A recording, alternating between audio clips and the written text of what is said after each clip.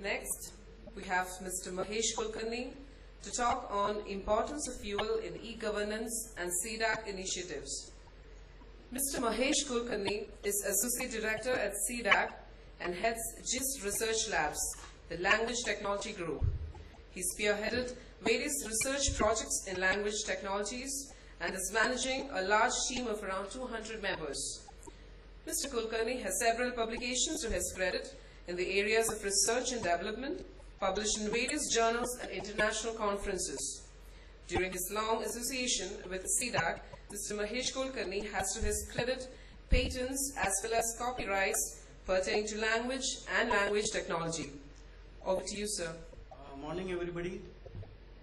And I hope we have got a lot of fuel for 2 days. Okay. First and foremost, Satish Mohan, then Rajesh Ranjan. I can see my very good friends over here, Arjuna. I can see Dr. Pauneja. I can see Gora Mohanty. And so many people whom I was in touch for a quite long time. And my colleagues also from CDAC. I got Pandey sitting right back. He can come front actually. So it is good to connect again back to you people in terms of this particular activity. First and foremost, I wish to again thank Rajesh especially for making this bond. And he came to CDAC once and he said, this is some activity which Red Hat is doing, especially fuel. I was not aware what is meant by fuel. I felt something like nuclear fuel or any other fuel. But he said, no, it's all about frequently used entry list. Then it was a really good thing to hear from him that something of this sort has been worked out. And that's a good effort. Let me tell you, that's a very good effort, nice effort. And I felt that this was what exactly is in aligned with whatever goals we have set in terms of Indian language computing. And then I felt, yes, we should support it fully, wholeheartedly.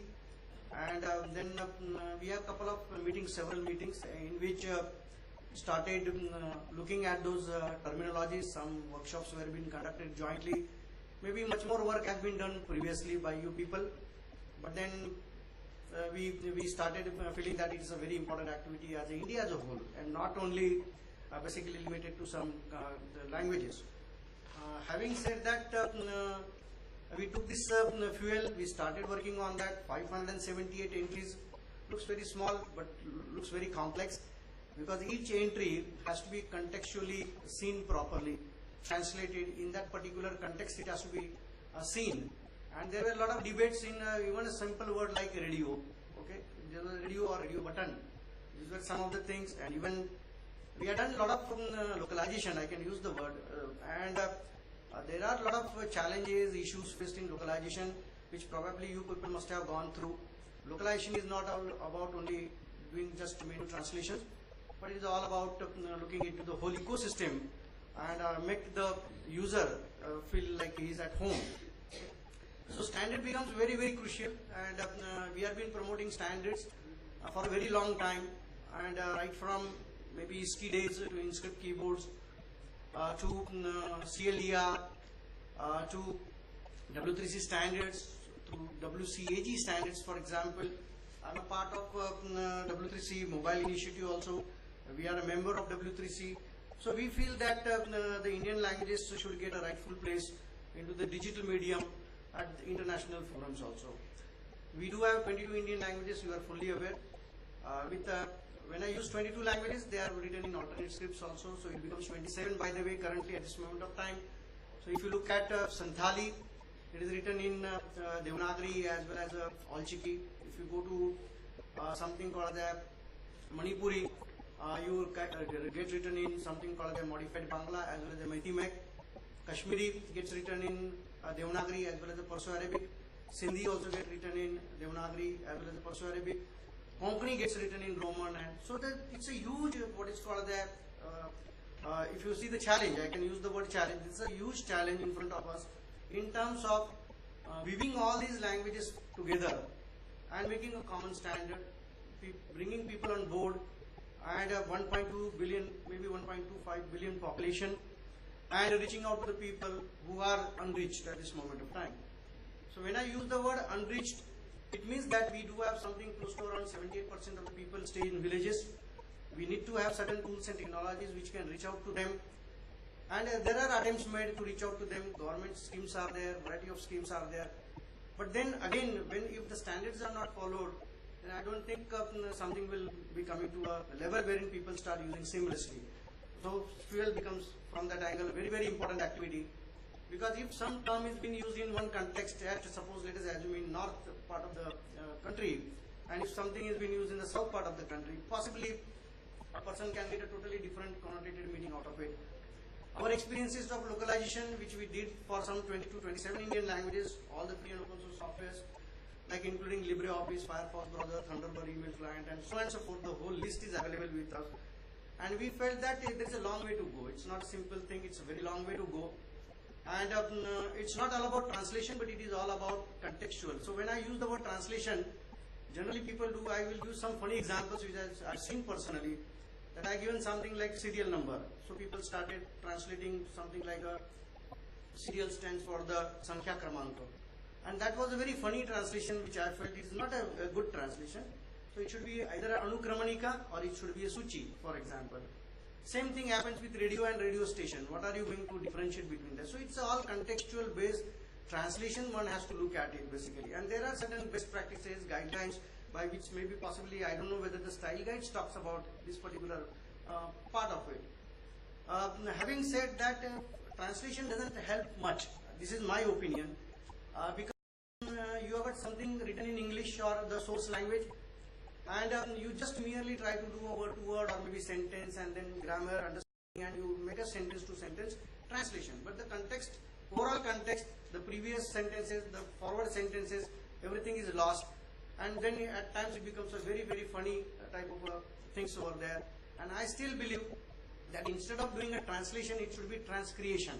That's very important part. Transcreation means that you understand the whole concept, you understand the sentence, you understand the para, and then after doing that, leave aside that English or source part and try to now write in your own language.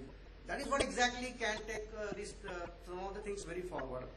So standard again becomes very, very crucial. As I said, fuel was one of the things. Thanks to Rajesh once again for motivating me basically, because he came, he said that let us do this. I immediately said yes, we should do this, and we started working on that.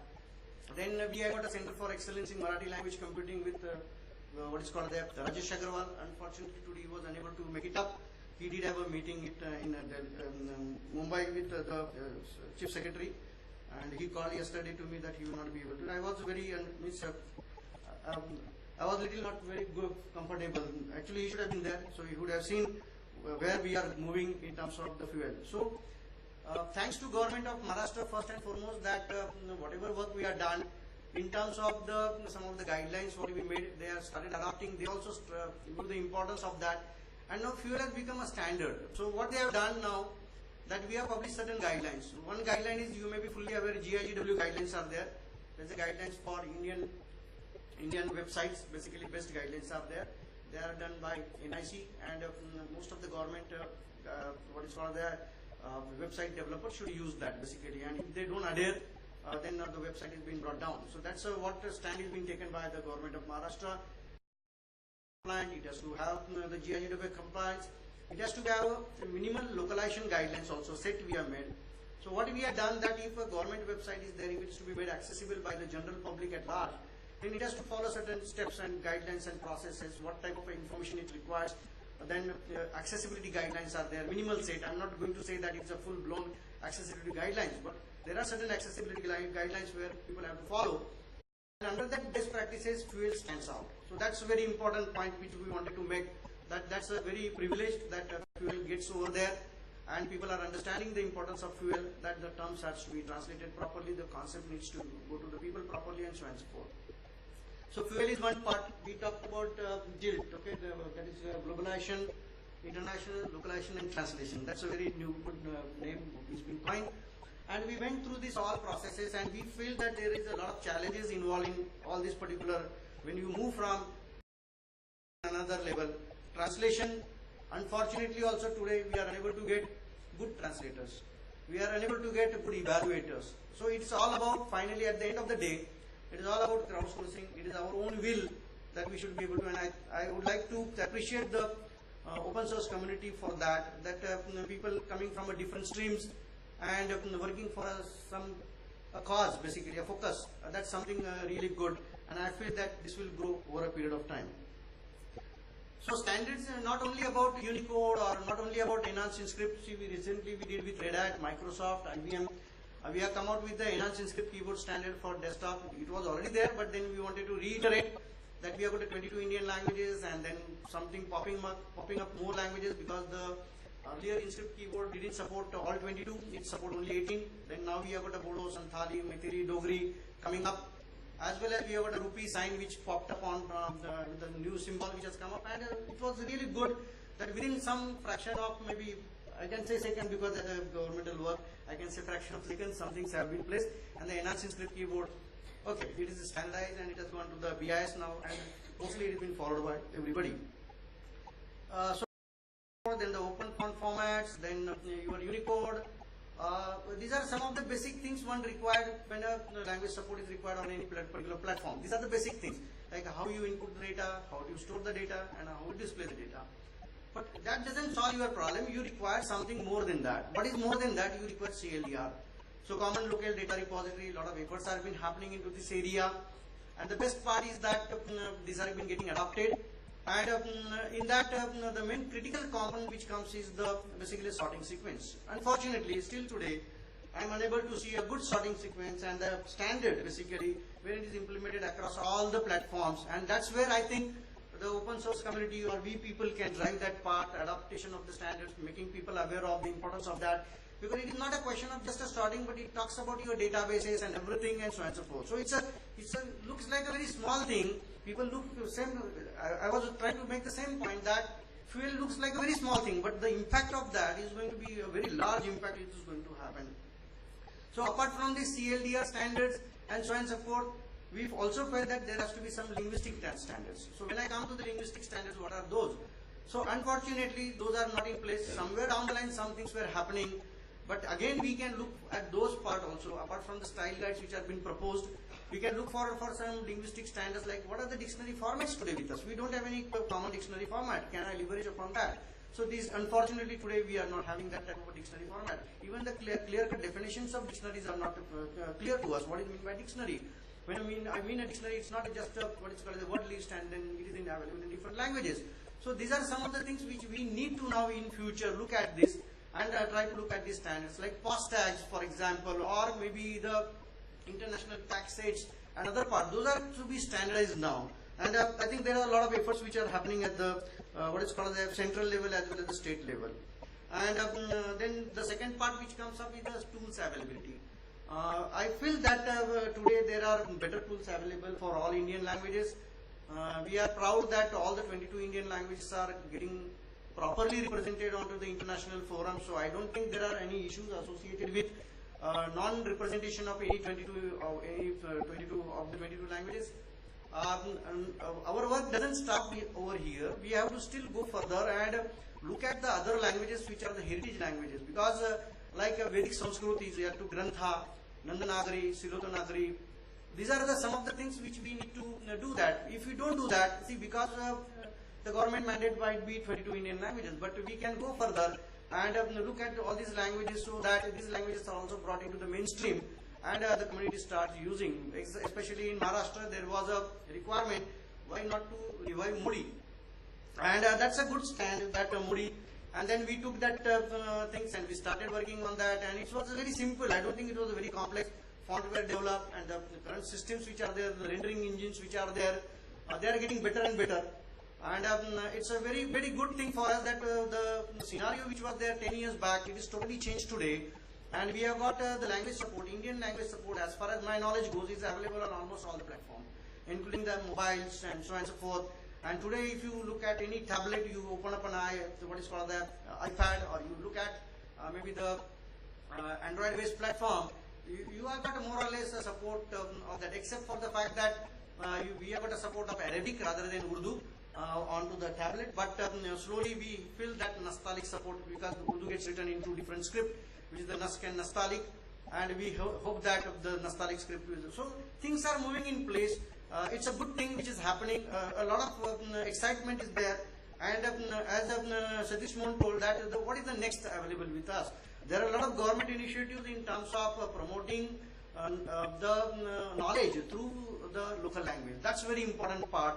And for that, there are certain schemes which have been worked out, very grand plans which have been worked out in terms of the Akash tablets and so on and so forth, making it available to the children, so that education to all, right to education, you are fully aware. And in that, Akash becomes a very prominent. Akash is nothing but just an Android-based, what is called a tablet with a lot of specifications coming up. Akash 4 is been poised to launch. And then the e-books part, which you mentioned, becomes very critical. And therein standards, unless otherwise we have standards in that, I think again we will go back 25 years. So I don't think we should do that. And there are standard requirement, EPUB 3 is coming up. Then we have to also look at it whether our Indian languages get supported properly in EPUB 3, because there are, I've seen that there are very few renderers or the EPUB readers which are supporting few of the Indian languages. They are not supporting all the Indian languages. There are certain issues in terms of conjunct formation, the display part, if you look at iOS, if you look at some of the implementations, but then they are doing on their own. This is something good, but then they have to do something at a standardized way. Even the search part, let us assume that ebook is there and the child is looking at the ebook, flipping that, is very getting excited about it. He presses a button or he presses the book, he presses the what is called the image on that, and it speaks out for it. So this is something really good which can happen in future, and it is happening. And then you require searching to happen, you require everything to happen in his or her own languages. It's as simple as I said, it is not so simple, but there is a lot of background technologies or background work needs to be done as a research. And thanks to DIT, wherein a lot of funded projects are being coined, and all the premier institutes in the India, like IITs, IIITs, IIScs, even some of the universities are working towards that. I'm not going to say that it's a great work, but there is a long time to go. It's a time to go. And I can see that some of the tools, technologies, when I mentioned, reaching to the masses, reaching to the unreached. What you require, you don't require in one language, you require in multiple languages. So there are projects which have been working in machine assisted translation. You can see some outcomes from TDL data center and so on and so forth. And IL to IL, that is Indian language to Indian language, English to Indian language. This is a very complex phenomenon. It's not as simple that if you look at 22 language pairs and try to do a machine translation, then again what happens is that if you want to do this machine translation, or if you want to do this linguistic part, the grammar checkers, the spell checkers, and so on and so forth, what the fuel which is required to make this happen is the standards and is the basically the content. Unfortunately today content are very, very less, and this has been known to the government. We are trying some efforts, but unless otherwise the community starts generating those contents. Blogs, okay, at one level blogs are fine, at one level Twitters and Facebooks are fine, but if you want a serious work to be done, then I don't think these are much of a help, because it's a language which is used in the blog, this might be a little bit colloquial. But if you move on to something called a spell checker development, a grammar checker development, or a machine translation development, because when we talk about a machine translation, there are various what is called the methods through which machine translation works, like rule-based is there, example-based machine translation is there, SMT-based machine translation. What you saw in Google, translate.google.com, therein it is a statistical machine translation. So if we have to go to that level, so there is a call to be taken that rule-based plus content. So this is all a hybrid approach one has to work. So I think things are getting little better on that part. Machine translation in one area, CLI, cross-lingual information access. So search engines still today, if you look at Google, okay, it might give the pages which are there, but it is not going to give you the linguistic nuances which are coming from that. Means, for example, I want to search India, it may not give me Bharat or Hindustan. But if you see in future, you will definitely get those lemmatized form. So all this finally at the end of the day depends upon the content, it depends upon how the language analysis has been done. So CLI is prominent. OCR work has been happening to a good level, I can say, because I am also evaluating all these funded projects, and I can say that we have done a better job. I think I am not going to say that it will do 100%, people should not expect any magic out of it, but a lot of work has been happening. OCR has come to a decent accuracy. Again, as I said, There are a lot of consortia. It's from 45 institutions put together are working on this particular area. So that's a power of collaboration. And I see here also the fuel coming up is a power of collaboration. We have to collaborate, we have to work, and so on and so forth. So OCR, OHWR, one of the classic example is OHWR. I can show some things in the lunchtime also. But OHWR also has come to a decent level in terms of you do an handwritten recognition, and then the things have been there. So the keyboards, where earlier there were issues of people, because English keyboard is very simple. Roman, if you see, it's a one-to-one mapping. So it's for a child also, a 3-year-old child also can look at a graphic part of it, because it's a graphical base. So I see a character A and I see it's entering, and it's a very simple process. So no learning is required. But if you go to the Indian language keyboard, then a little bit of learning required, because you need to understand the phonetics.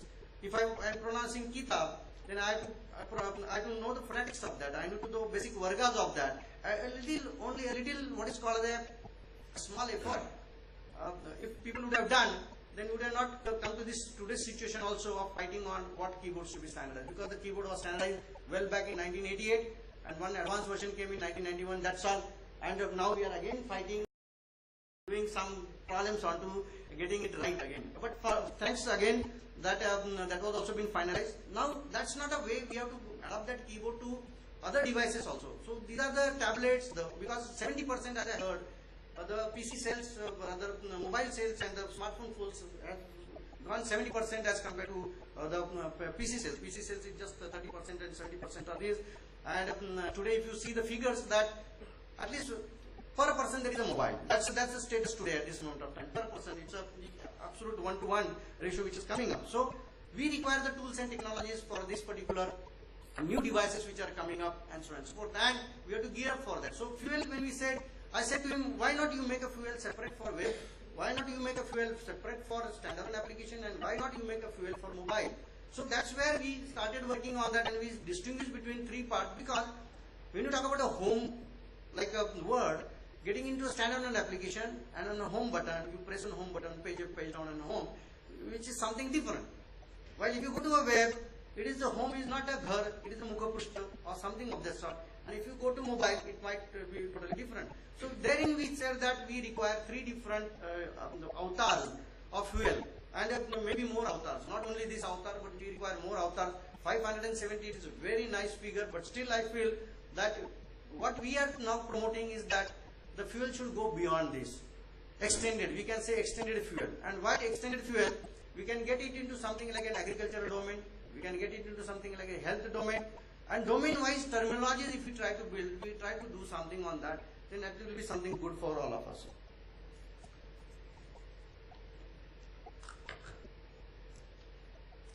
I talked about contents, and contents become the king. Content is the king rather. And on the wiki side, maybe my fellow colleagues on wiki can comment more on that. That there is not so much of content in Indian language, though they are rapidly coming up. Fortunately, what is happening is that the consumption of Indian language content is very high, which means that if a newspaper comes at my house, I generally get two newspapers. One is English and one is Marathi. My mother tongue is Marathi. So first and foremost, I look at a Marathi newspaper, and then I go and look at the English newspaper.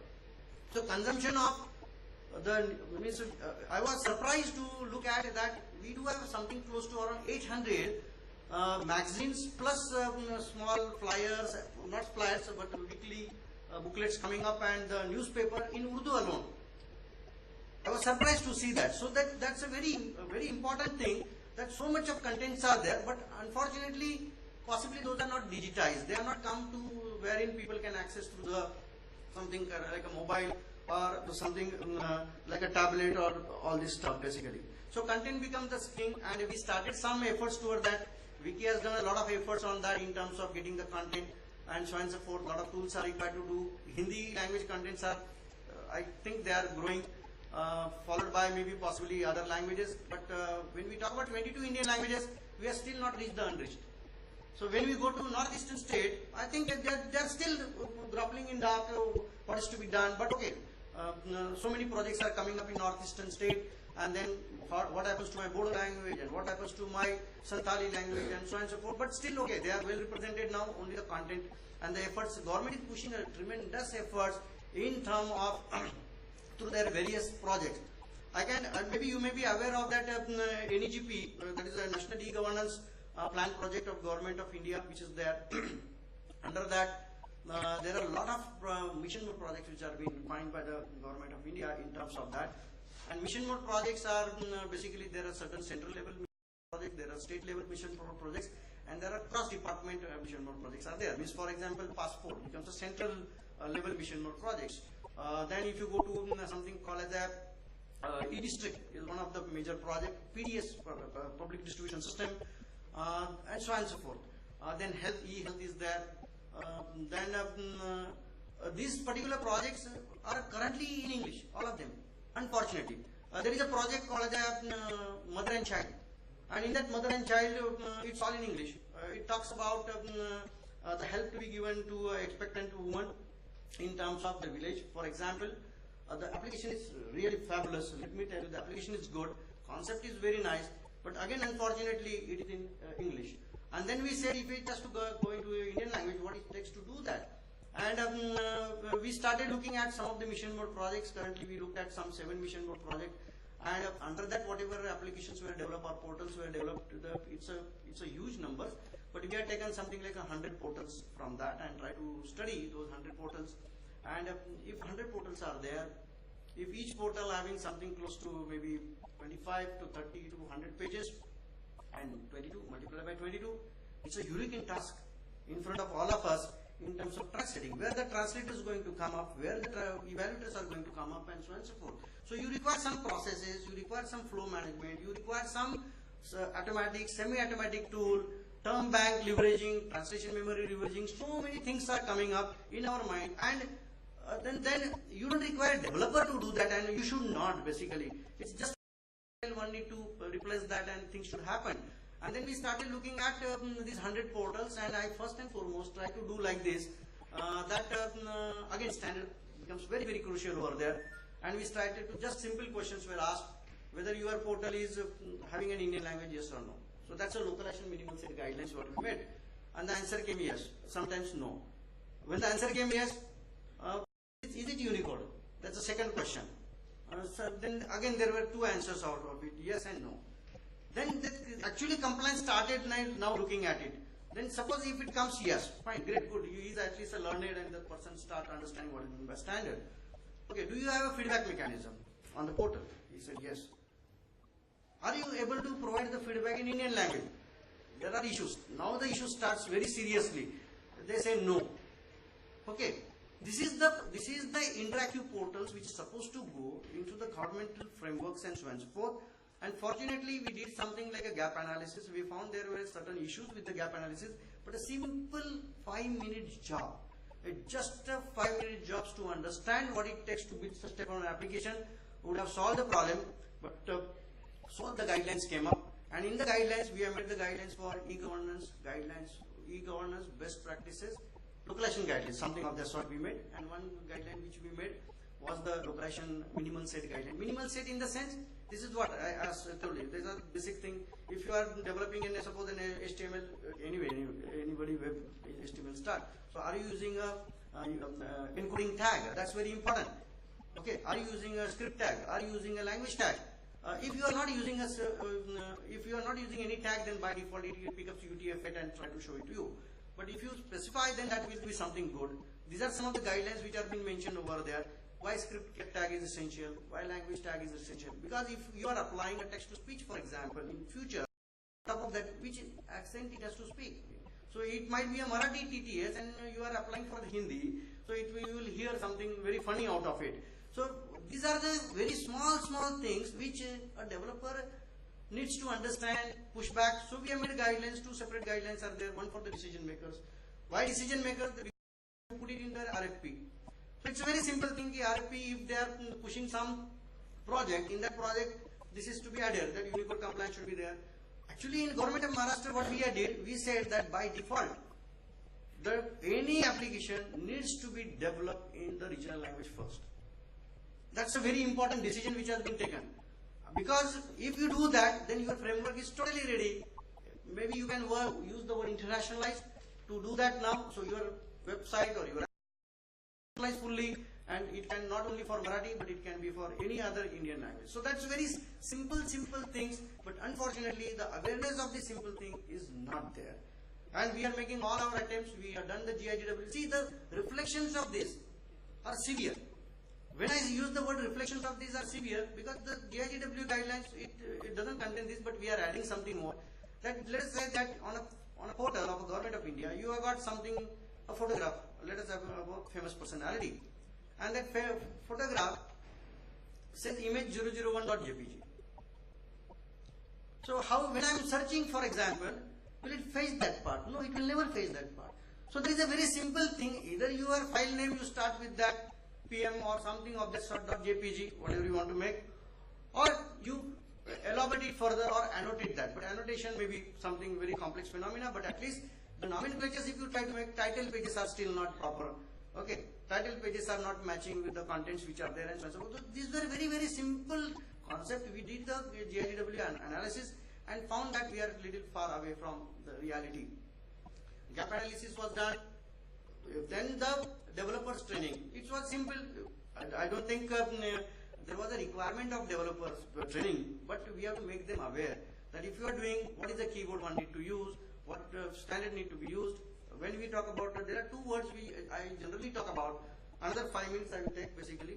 I am talking about two more words generally. One is the surface localization and another is something called the deeper localization.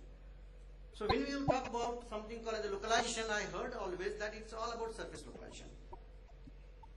Okay, so it's all about menu translation, it is all about CLDR and looking at the menus and so on and so forth. But nobody goes back into the databases and talks about what happens to the databases. I am searching for a word Hindi, which is written in with Bindi, and one is written with Na Halanta Da. And you are searching that. You will never get if one of the form is not available. Unless otherwise, you do have a facility to have alternate spelling built inside your search engines basically. And that none of the today's databases support that. None of the today's databases. Maybe Oracle did something to start with, but when I say it like this, again you say Chaudhary, let us assume some work has been happening in this area, and Chaudhary has been written in 84 different ways in English itself. In Indian languages, if you go, you will find little variation, but there is a variation. Shirke. So Shirke is written Shirke as well as Shirke with Rafa. Now I am searching for one Shirke, I am not getting another Shirke. Okay, that's a problem. These are the issues. Not only if you look at the financial part of it, then these are serious issues. If you go to the banking domain, if you go to the credit card domain, then these are the serious issues, because the same fellow, just with a little change in his name, he can apply for different, what is called as a credit cards. And that's a very serious matter in terms of the financial, even in terms of so homophonic search or similar sounding search and a synonym search, antonym search, or things are there, still they are very far away from what is called the current databases. So when we use the term what is called the deeper localization, this is where exactly the deeper localization should talk about. What happens when I am querying? See, because we are a multilingual country, we have every person here, I feel, can speak for at least 3 to 4 languages and practicing daily, and we are mixing all of them in day-to-day life. So UIDA is a major project of the government of India, and that's very important fact that a person having a UIDA, if he wants to take a service, let us go a person sitting in north trying to get a service in south, and I spelled my spelling Geeta, so he writes G-E-E-T-H-A Geetha. That's fine, because it's pronunciations from that angle and you are unable to get it. Now you require all these cross-lingual, maybe the homophonic part of it and so on and so forth, to mine into the databases. So localization, when I use the term, I always look at two parts of it. One is the surface localization, another is the deeper localization. Whatever work has been happening, so far so good, is only more or less onto the surface side. Deeper side, we have to look at it.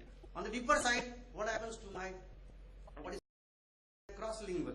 When I do a search and I get something cross, what happens to my time, currency, date, and all the calendaring and everything, which we always talk about, but these things are there, but they are not being practically used. So can I have a system tomorrow which I put, and it puts in my language, and it shuts down in my language? So that's the way if we are all geared up to do that, I think that's day is not very far that this type of stuff will, another maybe 1 or 2 years only, it becomes about the awareness part of it.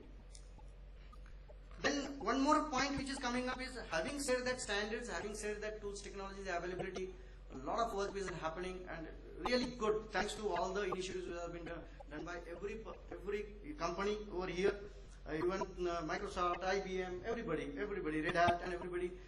Finally, at the end of the day, it's for all the common man, and common man is definitely getting benefited out of it. Compliance.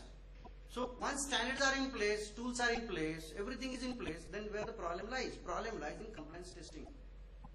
I say my application is Unicode compliant. I say my application supports InScript. I say my application supports proper rules of OpenType and the Unicode rendering on the layout engines and so on and so forth. But is there any mechanism to evaluate? Is there any tools like validator tools? You do have W3C validator tools, and I think one of the good efforts made by Red Hat was that UTRRS, correct? UTRRS. That was something really good. We require such tools. That's very important, because one is that how is the C-level form, whether C-level breaking rules are there, wrong inputting should not happen, and so on and so forth. So these are some of the things. This was a very good attempt. We require a lot of something of these tools which are there. Like I push my website and then it says pass, no pass, simple. So GIGT, you have to individually go and check whether they are compliant, and there was a huge European task in front of us to go through all 100 sites and look at whether they have really implemented fuel.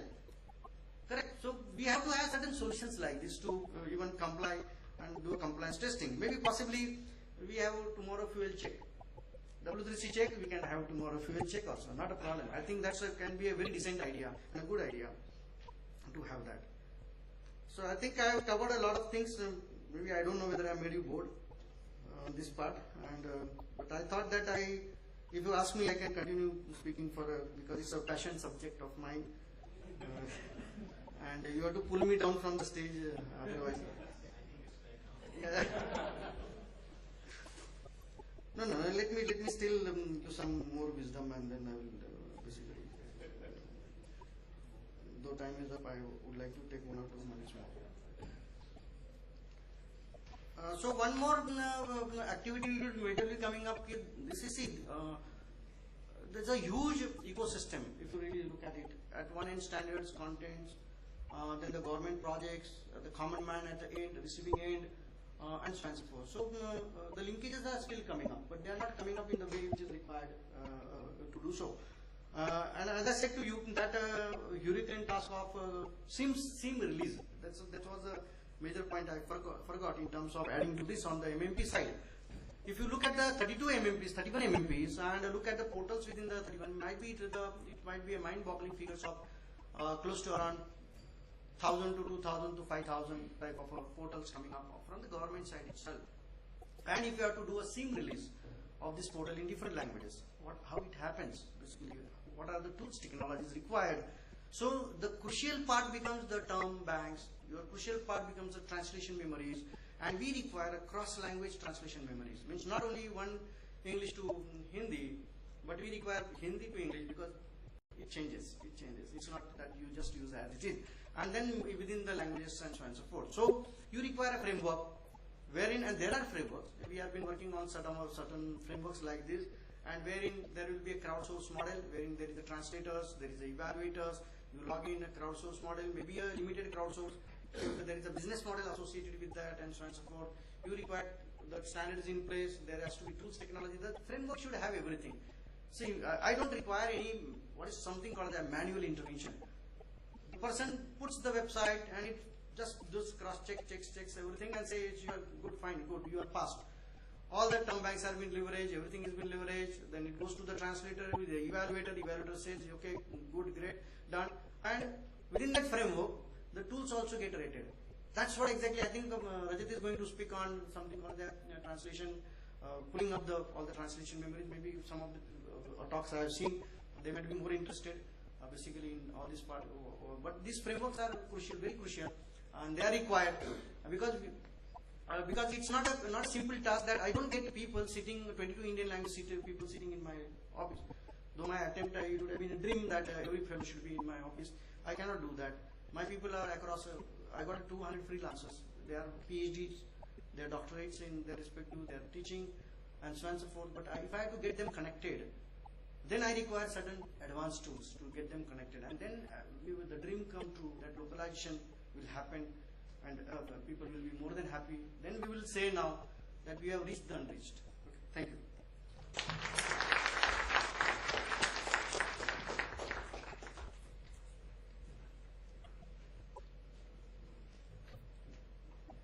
Thank you, Mr. Kulkarni, for taking us through the plethora of initiatives taken by CDAC, Government of India and Government of Maharashtra.